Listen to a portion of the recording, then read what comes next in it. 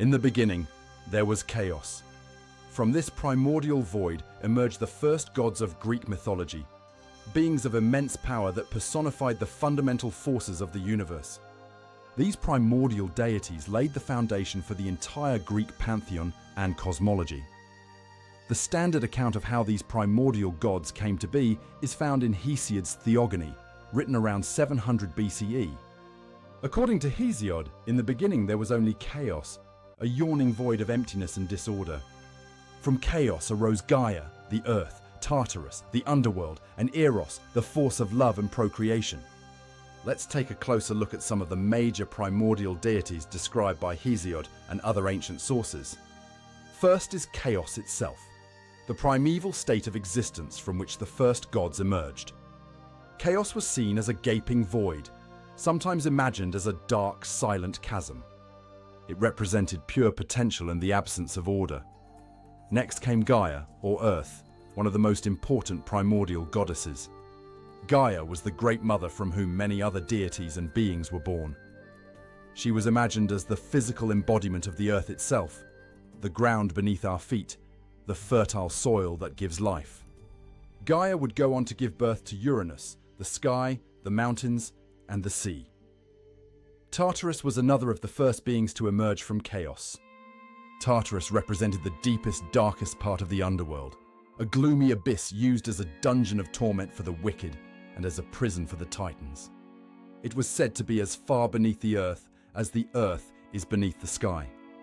Eros, or love, was the fourth primordial deity described by Hesiod.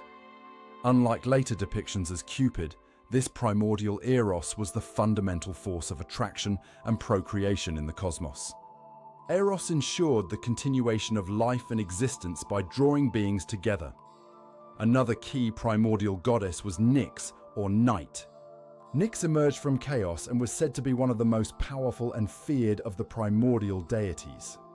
She was the personification of night itself and gave birth to many children, including Hypnos, sleep, Thanatos, death, the Fates, and Nemesis. Erebus, or darkness, also arose from chaos and was closely associated with Nyx. Erebus represented the darkness of the underworld and the shadows of the night. Together, Nyx and Erebus produced Ether, the bright upper air, and Hemera, day. Other important primordial deities included Uranus, the sky, who was born from Gaia and then became her husband. Their union produced the Titans, Cyclopes, and Hecatonchires.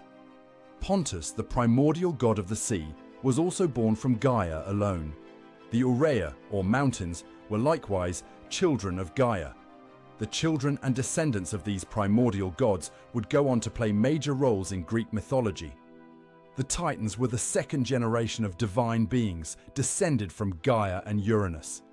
Led by Cronus, they overthrew Uranus and ruled during the so-called Golden Age. The Titans in turn were overthrown by Zeus and the Olympian gods. The one-eyed Cyclopes and the hundred-handed Hecatonchires were other offspring of Gaia and Uranus. They were imprisoned in Tartarus by Uranus, but later freed by Zeus to help in the war against the Titans. The Cyclopes gifted Zeus his thunderbolts, while the mighty Hecatonchires helped secure victory for the Olympians. While Hesiod's account in the Theogony became the standard genealogy of the gods, there were other versions in Greek mythology as well. Homer's Iliad, for instance, presents Oceanus and Tethys as the parents of all the gods. The Orphic tradition placed Nyx at the beginning of all things, with Cronus and Ananke, necessity, emerging from her.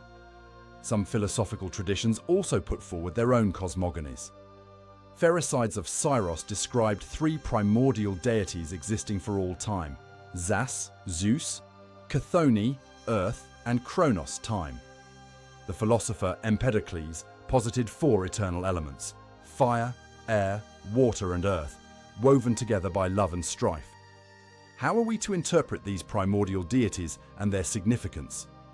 On one level, they can be seen as personifications of the fundamental aspects of existence: earth, sky, sea, love, night, etc.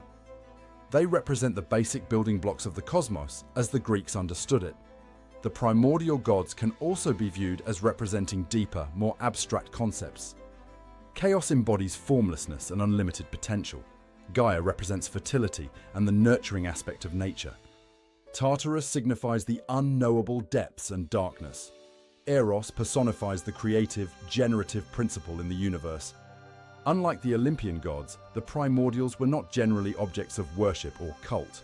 They were seen as too vast, too elemental to be appeased or influenced by human prayers and offerings.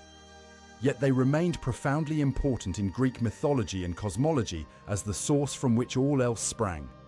The primordial deities laid the foundation for the entire complex tapestry of Greek mythology.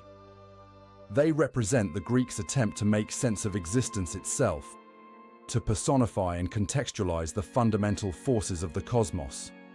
From chaos to Gaia, from Nyx to Eros, these beings embodied the Greeks' understanding of the origins of all things.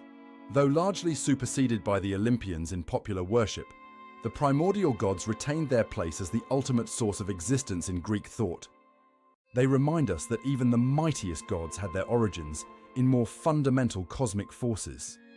The legacy of these primordial deities continues to resonate through Western culture, a testament to the enduring power of Greek mythology to capture the human imagination.